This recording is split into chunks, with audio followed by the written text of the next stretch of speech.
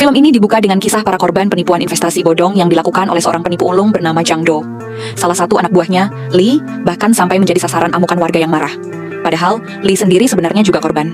Banyak keluarga hancur akibat penipuan ini. Ada yang kehilangan tabungan seumur hidup, dana pensiun, bahkan asuransi mereka. Salah satu korban bahkan sampai putus asa dan memilih mengakhiri hidupnya.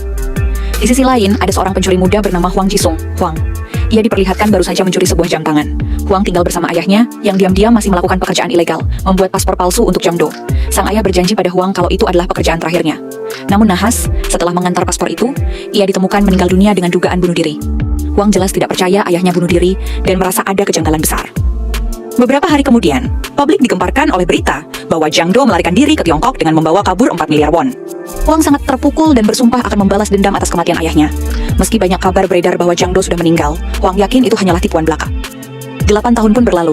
Penonton kemudian dikenalkan pada seorang wanita cantik bernama Chunja, seorang penipu lihai. Ia punya 2 rekan, Kim, hacker ulung, dan Suk Dong, mantan napi. Ternyata, mereka bertiga direkrut oleh seorang jaksa ambisius bernama Park Hee-soo.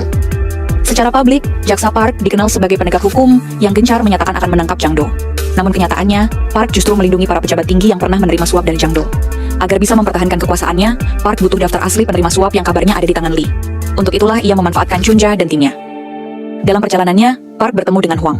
Awalnya ia menganggap Huang ancaman, tapi akhirnya mereka sepakat untuk bekerja sama demi menjebak Zhang Do. Huang kemudian merancang sebuah penipuan besar, berupa investasi kasino palsu senilai 10 miliar won. Rencana ini berhasil membuat Lee kembali berhubungan dengan Zhang Do.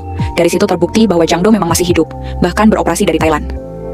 Untuk memastikan investasi itu, Zhang Do mengutus seorang pengusaha bernama Kwak. Dengan kelicikannya, Huang berhasil meyakinkan Kwak kalau kasino itu benar-benar nyata. Perlahan tapi pasti, permainan makin besar hingga mencapai nilai ratusan miliar won. Namun intrik semakin rumit. Jaksa Park ternyata punya agenda tersembunyi.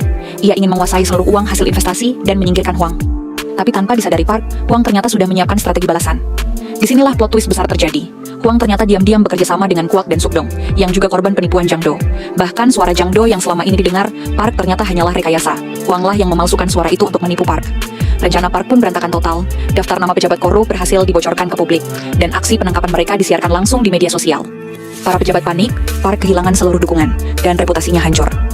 Pada akhirnya, Huang dan timnya berhasil mencapai tujuan mereka. Membalas dendam atas kematian ayahnya, mengungkap jaringan korupsi, sekaligus mendapatkan uang dalam jumlah besar. Meski Zhang Do sendiri belum tertangkap, misi Huang dianggap berhasil. Film ditutup dengan pesan moral. Sepandai-pandainya menyembunyikan bangkai, pada akhirnya bau busuknya akan tetap tercium. Dan begitulah akhir dari film kali ini.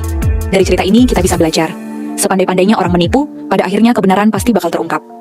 Kalau kalian suka video ini, jangan lupa dukung dengan like, share, dan subscribe. Sampai ketemu di kisah film berikutnya.